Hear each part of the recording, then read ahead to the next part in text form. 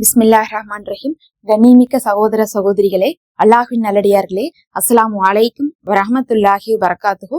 அல்ஹம்துலில்லாஹ். அல்லாஹும்ம ஸல்லி அலா முஹம்மதின் வஅலா அலி முஹம்மதின் வபாரிக் வஸல்லிம். இன்னைக்கு நம்ம பாத்தீங்கன்னா ஒரு சிறப்புக்குரிய திக்ரை பார்க்க போறோம். இதை ஹஜ்ரத் மக்ஹூல் ரஹ்மத்துல்லாஹி அவர்கள் கூறியிருக்காங்க.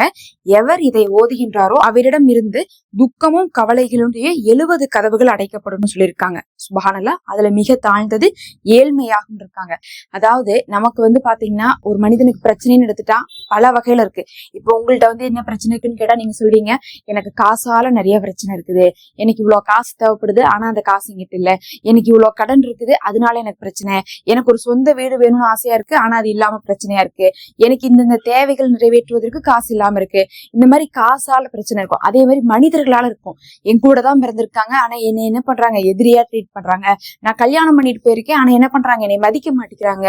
இன்னும் என்னுடைய அண்டை வீட்டினர் தொந்தரவு கொடுக்குறாங்க, வேலை செய்யக்கூடிய இடத்துல தொந்தரவு கொடுக்குறாங்கன்னு சொல்லிட்டு மனிதர்களால இருக்கக்கூடிய கவலைகளை சொல்லுவோம். ஒண்ணு காசால, இன்னொன்னு மனிதர்களால, அதே மாதிரி பாத்தீங்கன்னா உடலால, அதே மாதிரி பொருளாலன்னு சொல்லிட்டு பல வகையான கஷ்டங்களை மனிதர்கள் சுமந்து கொண்டிருக்காங்க. அதுல ரொம்ப தாழ்மையாக இருக்கக்கூடிய ஏழ்மையை கூட இந்த திக்ரு போகுமாமா. அந்த அளவுக்கு பாத்தீங்கன்னா இந்த திக்ரு ரொம்ப சிறப்பு. அப்ப உங்களுக்கு கஷ்டம் கொடுக்கக்கூடிய, கவலை கொடுக்கக்கூடிய, சஞ்சலம் கொடுக்கக்கூடிய விஷயத்தை போக்குவதற்கு இந்த திக்ரு போதுமானதுன்னு நீங்க எடுத்துக்கோங்க. அந்த திக்ரை தான் நம்ம இன்னைக்கு பார்க்க போறோம். லா ஹவுல வலா குவத்த இல்லா பில்லாஹி வலா மஞ்சா மினல்லாஹி இல்லா இலைஹி. நன்மை செய்ய சக்தியும் தீமையை விட்டு விலகக்கூடிய வாய்ப்பும் அல்லாஹுவை கொண்டுதான் தவிர வேறில்லை. அல்லாஹுவை தவிர ஒதுங்கக்கூடிய புகலிடமும் வேறில்லை அப்படின்னு நம்ம சொல்றோம்.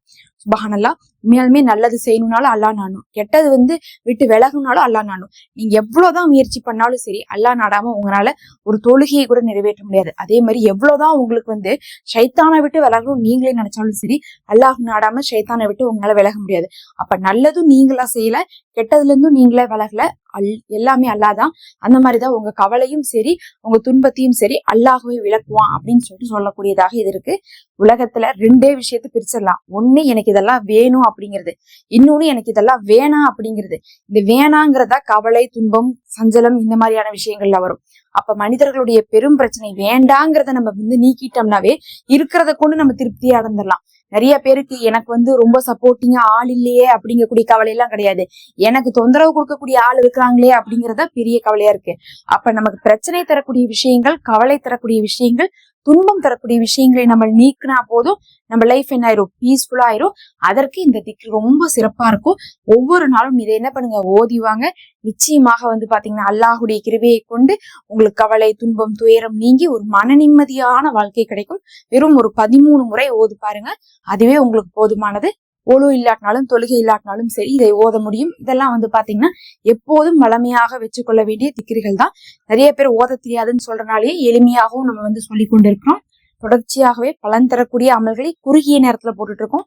நம்ம தொடர்ந்து போடுவோம். மறக்காம சப்ஸ்கிரைப் பண்ணி வச்சுக்கோங்க, லைக் அண்ட் ஹைப் பண்ணி வச்சுக்கோங்க. நம்ம சேனல்ல மெம்பர்ஷிப் இருக்கு, ஹதியாவாக விரும்புறவங்க ஜாயின் பண்ணிக்கோங்க. அஸ்ஸலாமு அலைக்கும். உங்களுக்காக நாங்க துவா செய்றோம்.